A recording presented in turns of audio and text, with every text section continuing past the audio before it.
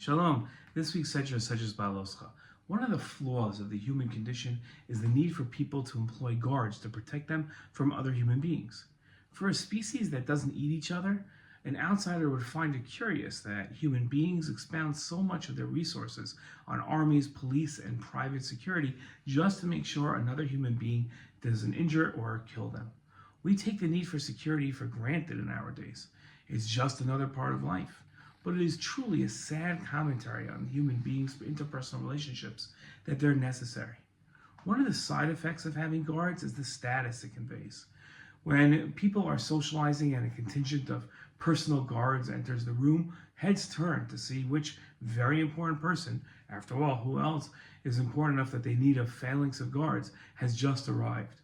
A well-known prank that went viral a decade or so ago had a very unimportant person show up to an event with guards and proceed to sign autographs for an hour for people who were convinced that this very unimportant person must be important just because he had guards.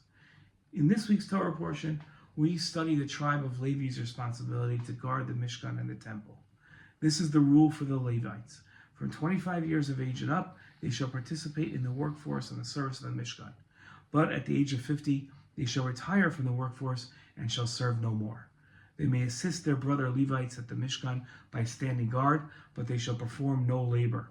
This is how you shall deal with the Levites in regard to their duties. In his commentary on the Pasuk, the Cheskuni wrote that after 50 years old, the Levi continued to sing and to guard so that no stranger would enter the sanctuary. In his commentary to the Rambam, the Kesef Mishnah mentions a reason for the Levi to guard the temple to prevent those who are forbidden to enter from entering. In his listing of the Levi's jobs, Rambam wrote, the descendants of Levi were singled out for service in the sanctuary. As it states in the Torah, at that time, God separated the tribe of Levi. It is a mitzvah for the Levites to be free and prepared for the service of the sanctuary, whether they desire to do so or not.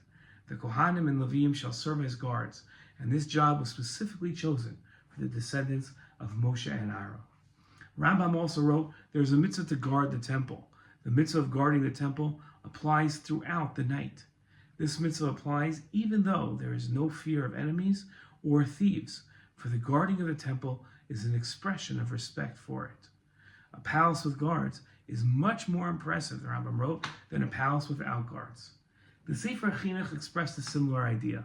The glory of the temple brings awe to the heart of the people, and in our coming there to request supplication and pardon from the Master of all, our hearts will soften to quick repentance.